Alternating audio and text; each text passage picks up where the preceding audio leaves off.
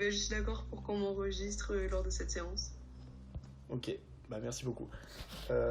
Du coup, ok, bah alors la définition que tu viens de donner sur la confiance en soi, donc en vrai, voilà, c'est globalement ça. C'est si on revient sur la distinction qu'on avait donnée entre ego et estime de soi, c'est en fait avoir une bonne connaissance de son estime de soi. C'est à peu près ça en fait. C'est ne pas être trompé par ce miroir, justement, cet ego, qui, on l'avait dit, nous renvoie une image qui est en général biaisée, qui n'est pas fidèle à la réalité, et réussir à avoir ce discernement, de se dire là, ça dépendait que de fausses valeurs octroyées que je m'octroie, et qui sont liées à l'ego. Et ça, par exemple, c'était plus des vraies valeurs qui dépendaient de mon, enfin, qui étaient relatives à mon estime de moi. Et donc je pense qu'en fait, la confiance en soi, c'est juste ce discernement-là, en fait. Tu vois ce que je veux dire? Quand on avait dit l'image renvoyée par le miroir, qu'il y avait une partie de cette image qui était fausse, c'est-à-dire des fausses valeurs, le jugement que tu te fais de ton travail, le jugement que les autres se font de ton travail, ou de toi. Et il y avait les vraies valeurs qui sont bah, ton vrai niveau, ton identité, tes leviers de progression. Et quand toi, ton seul accès à toi, évidemment, c'est ce miroir, quand tu arrives à faire ce discernement très précisément, tu arrives à savoir ce qui est vraiment, quelles sont tes vraies compétences, etc.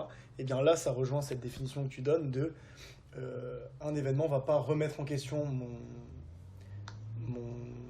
ma compétence ou l'image que j'ai de ma compétence parce que je sais ce que je vaux, tout simplement. Et savoir ce que tu vaux, c'est juste être dans le discernement de savoir l'image que je me renvoie à un instant donné. Je sais que là, cette partie, c'est mon estime de moi, et ça, c'est vraiment ce que je vaux. Et l'autre, c'est de l'ego, et ça peut être un biais si je le considère trop. Et donc, la clé, c'est quoi, en fait? C'est bah, d'être dans ce discernement, en tout cas au début, bah, pour ensuite être dans la confiance, c'est-à-dire, comme tu me disais, euh, bah, savoir ce que tu veux, être dans la connaissance de ton estime de soi. De toi, pardon, complètement. Est-ce que tu vois un peu, est-ce que ça fait du lien avec ce qu'on avait vu en termes de distinction égo, estime de soi? Ben oui, c'est comme ce que je te disais au début, que la confiance en soi, pour moi, c'était le fait que peu importe les actions qui se passent à l'extérieur, que ça t'impacte pas toi. C'est ça. C'est ça, parce que tu fais ce discernement après coup, de te dire, là, ça n'a impacté que des fausses valeurs, par exemple, octroyées, que je m'octroie au niveau de mon ego. Donc voilà, parfait. Mais alors du coup, euh, ce discernement, il n'arrive pas tout seul. Et c'est ce qui est souvent associé en fait à la construction d'une confiance en soi. Je pense que tu es d'accord pour dire que c'est bah, en fait l'accumulation de victoires, de réussites dans un domaine bah, qui permettent de construire une confiance en soi de plus en plus solide. Ça, je pense que c'est pas forcé, enfin c'est pas forcément discutable. Oui, Ça peut être discutable, mais on est tous d'accord pour dire que une oui, personne généralement, qui, oui. voilà, une personne qui a réussi, ça a dû t'arriver, c'est ce qui t'arrive dans certaines matières. Et ça rejoint le fait que la confiance, là on peut revenir dessus si tu veux, mais la confiance en soi, c'est pas pardon, une notion globale, mais c'est plus local. C'est-à-dire que il y a des confiances en soi dans certains domaines, et tu peux avoir confiance en toi en maths par exemple, et pas forcément en anglais ou dans un autre domaine de ta vie, tu vois.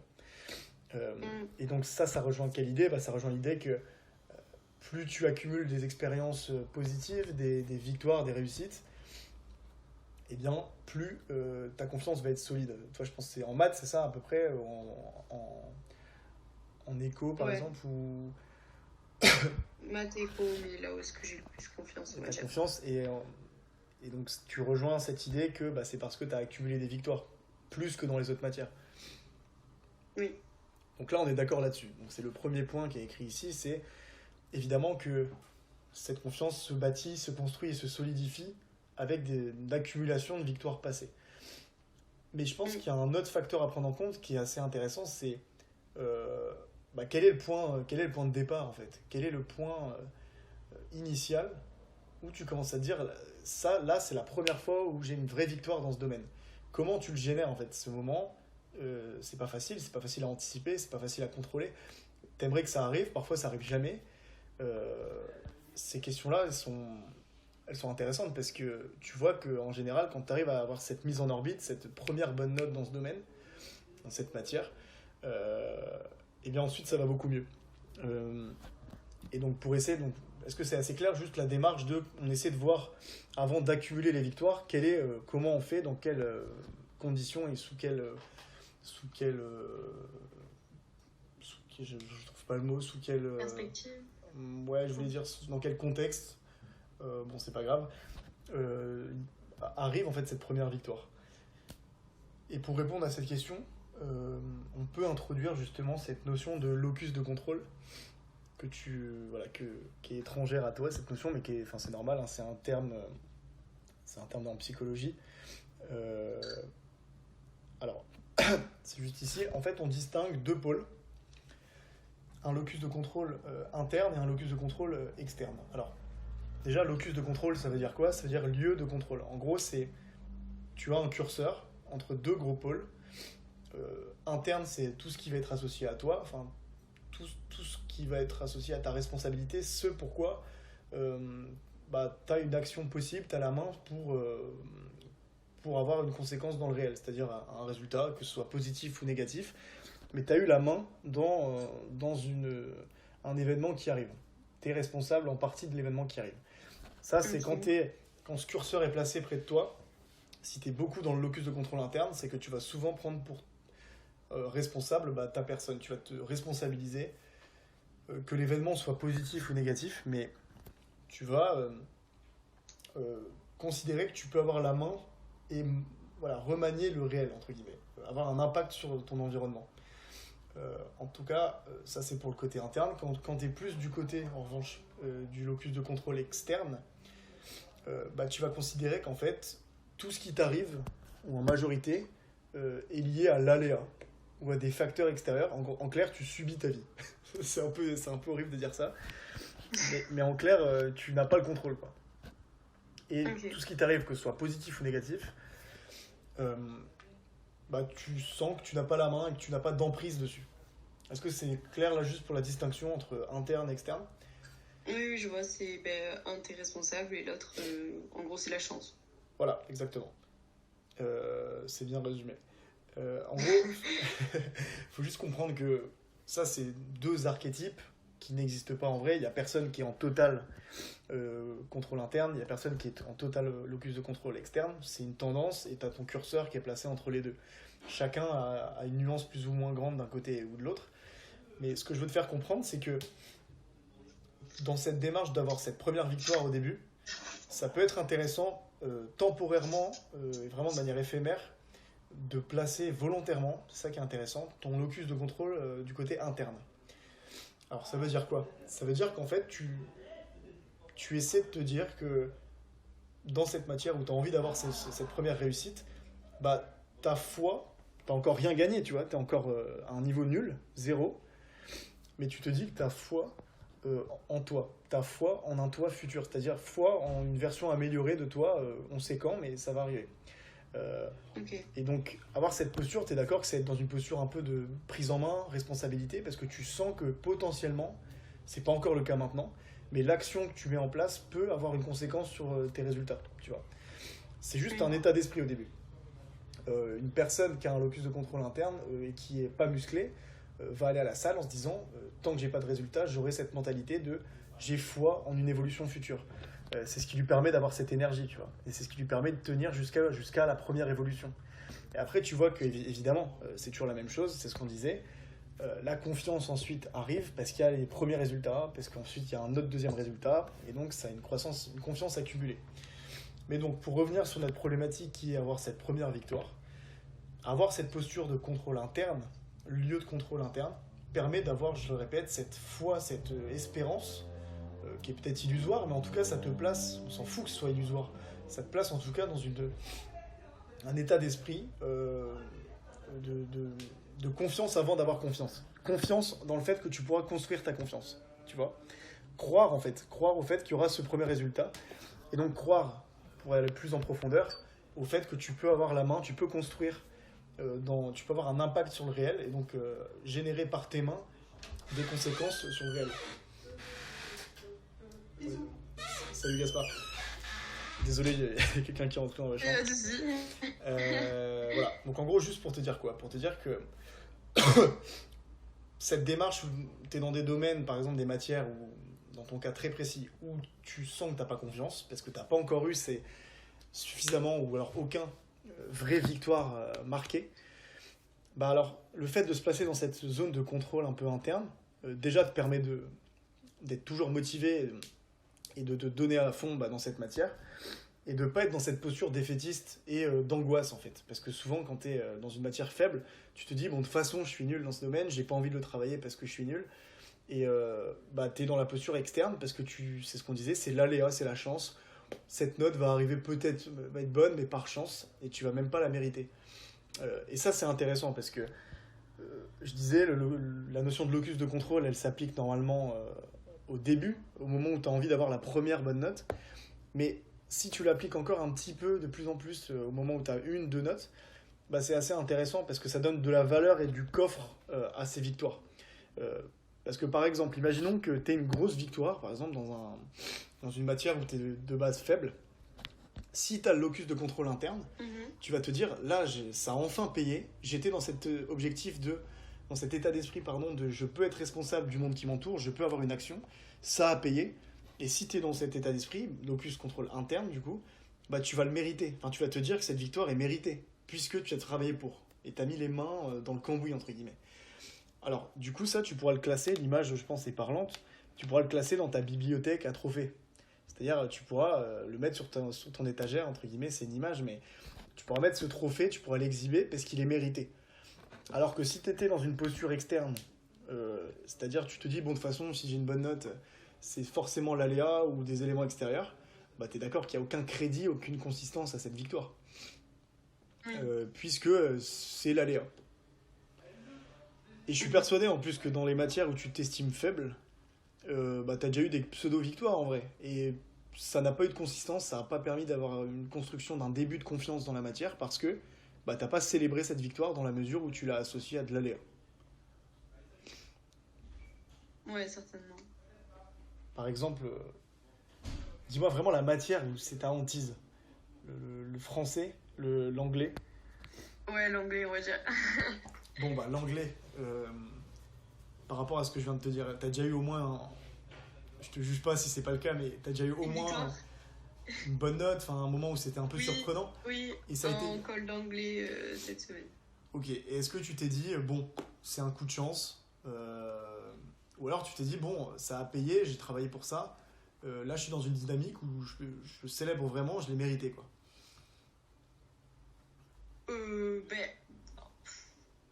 En fait, on va dire, comme je suis passée avec un autre prof que d'habitude, je me dis aussi que bon, c'est un peu lié, que j'ai eu un peu mieux que d'habitude. Parce que, genre, ce prof, il a tendance aussi à mettre des meilleures notes.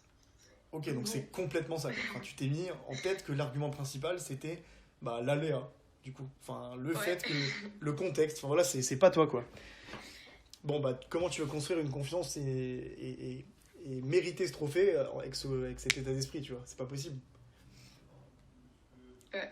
Voilà. Du coup, bah, dans cette posture de je construis ma première victoire et je la mérite, placer ce locus de contrôle, et à nouveau, tu as la main, tu peux le faire consciemment, du côté interne, bah, te permet de construire une vraie base, tu vois, une vraie réussite qui ensuite te donne la confiance pour en avoir d'autres. C'est ça la clé, je pense. Et pour preuve, si tu veux, donc il y a des articles sur le sujet, hein, c'est des études un peu psychologiques, c'est une étude qui avait été faite avec deux échantillons. Un premier, c'était des gens qui étaient plus à tendance locus de contrôle interne, et d'autres qui étaient plus à tendance locus de contrôle externe. Et dans la même ah non, pardon, excuse-moi, je m'embrouille sur l'étude, c'est pas la même. Excuse-moi. En gros, c'était des gens qui étaient dépressifs. Donc, je refais l'histoire, excuse-moi, en point zéro. C'est une étude, du coup, avec des gens qui étaient en pro à être dépressifs ou qui avaient déjà fait une dépression. Et pour une première moitié, on a coupé en deux le groupe. Une première moitié, on leur a dit qu'il était possible de placer ce curseur, hein, d'un point de vue contrôle interne. Donc, leur dire qu'ils pouvaient être responsables, qu'ils pouvaient mettre en place des actions pour sortir de ça. Et dans l'autre groupe, on leur a dit que de toute façon, ils étaient voués à être dépressifs parce que c'était génétique. Tu vois. Oui, que Alors, c'est déterminé. c'est ça, déterminés, qu'ils n'avaient pas la main. Ce qui était faux, enfin, c'était les mêmes échantillons, statistiquement, il y avait à peu près le même nombre de personnes qui étaient plus enclins génétiquement à l'être, enfin, voilà, c'était faux. Du coup, je pense que tu le devines, les gens pour qui on leur a dit qu'ils pouvaient avoir la main, s'en sont sortis 2 fois plus que les autres. Ouais. C'est vrai pour des guérisons de maladies, c'est vrai pour plein de trucs. Bon, ça fait pas office de preuve, mais c'est juste pour t'illustrer. C'est l'effet un peu placebo. Peut-être un peu, mais en fait, juste pour te montrer que c'est dans une espèce de dynamique mentale de je me mets en condition de croyance en un moi futur, en un moi meilleur dans ce domaine. Et je suis surtout pas voué à mon déterminisme, que ce soit culturel, environnemental. Enfin, je suis pas engoncé dans ce déterminisme, en fait. Ce qui est normal. Enfin, en fait, si tu te places dans la peau d'une personne qui est en total contrôle externe, quel est l'intérêt de sortir de son lit si c'est pour subir tout ce que tu vas vivre, quoi. Voilà, c'était pour t'illustrer les deux, interne, externe, mais je pense que c'est important. Dans une matière, tu pourras y songer un peu plus tard, repenser à ça. C'est pas dans l'immédiat, bien sûr, mais en anglais, en n'importe quelle matière où tu sens que t'as pas confiance, te mettre en posture de créer cette première expérience, cette première victoire. Et ça passe par se placer, mettre son curseur plus en interne, c'est-à-dire croire au fait que tu peux avoir la main, construire une victoire, quoi. Et la mériter quand elle arrive. C'est surtout ça, quand elle arrive, la mériter. Et se dire qu'on la mérite. Même si parfois c'est pas forcément le cas, mais on s'en fout en fait. On s'en fout. Si ça peut être le moyen de te construire une première base, prends-la, quoi. Prends-la. En fait, je pense que les matières où je suis faible ou que j'aime pas, c'est dans les matières où je sens que je sais pas, même en travaillant, enfin je sais pas comment les travailler pour avoir une bonne note, que pas c'est perdu d'avance, mais que même si je sais pas comment faire, parce que par exemple je sais pas, en éco en maths, on va dire entre guillemets une matière forte, genre je sais que si je fais des exercices souvent en appliquant ma leçon, que je vais y arriver. Alors que par exemple en anglais, je sais que j'ai beau apprendre du vocabulaire et faire des termes d'immersion, je suis même pas sûre que ça marche, quoi. Ou que ça marche mais dans très longtemps. Donc c'est pour ça que c'est vite démotivant, quoi. Mais justement, c'est démotivant parce que tu es dans cette posture précise d'externe où tu te dis, mais quoi que je fasse, ça ne fonctionnera pas parce que je suis déterminé à être nul en anglais. C'est ça que tu te dis. Et donc évidemment que tu n'as pas la motivation parce que à quoi bon travailler si tu es déterminé à être nul. Sauf que tu le dis, c'est pas le cas. On ne sait pas dans combien de temps ça va arriver. Si ça met 1 an et demi, c'est un peu long, mais au moins ce sera avant les concours, c'est ce que tu veux. Mais en ayant cette posture interne, tu auras la motivation. Parce que tu te dis, j'ai foi, j'ai une croyance au fond de moi que je peux construire cette première victoire. Tu vois, ça peut paraître un peu imagé et pas forcément concret, mais c'est juste un état d'esprit. C'est se dire, j'attends le temps qu'il faudra, mais je me mets en posture de... Je me prends en... J'essaie d'avoir la main et de me responsabiliser sur... je fais tout pour avoir cette première victoire. Alors tu me dis, tu sais pas comment mettre en place, par exemple en anglais, comment travailler pour avoir cette première victoire.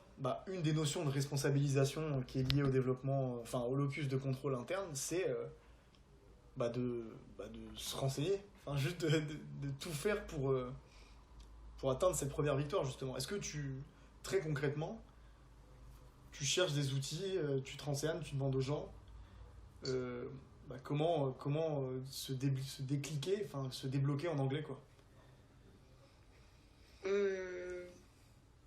La plupart ils pensent comme moi en anglais. Comment ? La plupart ils pensent comme moi en anglais que cette matière c'est foutu pour foutu, quoi. Ah ok, donc en fait c'est un locus de contrôle externe collectif, quoi. C'est ça. Mais attendez, donc c'est un suicide de classe, quoi. C'est ça. Ok, bon écoute, là il ne compte pas sur ta classe alors, mais prends des initiatives encore plus valorisant. Prends des initiatives personnelles pour te renseigner et faire en sorte que tu aies cette première victoire. Et je te dis, même s'il y a un contexte favorisant, bon là c'est trop tard parce que tu crois plus à cette victoire où il y a eu un changement de prof. Je vais pas te convaincre qu'après coup, bon en fait c'était mérité. Là je peux pas te faire croire que c'est mérité si tu crois pas, mais Non, mais après, je me dis que... Non, par rapport à la colle d'anglais, je me dis que en vrai, j'ai sorti des bons arguments, mais que aussi ma note était un poil meilleure. Mais en fait, je me reproche pas totalement, genre. Ok, je C'est vois. des deux, on va dire. Bon, ça fait, voilà, c'est une demi-victoire. On sait très bien que ça n'a servi à rien pour ta confiance dans le domaine. Moi, ce que je te propose, c'est d'en construire une vraie. Ça peut prendre le temps qu'il faut, mais en tout cas, ça te mettra dans une démarche de, déjà plus de motivation, parce que ton objectif, c'est d'avoir cette première victoire, tu vois. C'est pas d'être, on ne demande pas dès le début d'être forte de manière continue en anglais. Là, ce sera une pression trop grande. Ça se fera par étapes et il y aura la première victoire qui va te débloquer mentalement déjà. Bon voilà, est-ce qu'on continuera là-dessus la semaine prochaine, mais est-ce que ça te va pour l'instant? Oui. Ça te parle? Ok.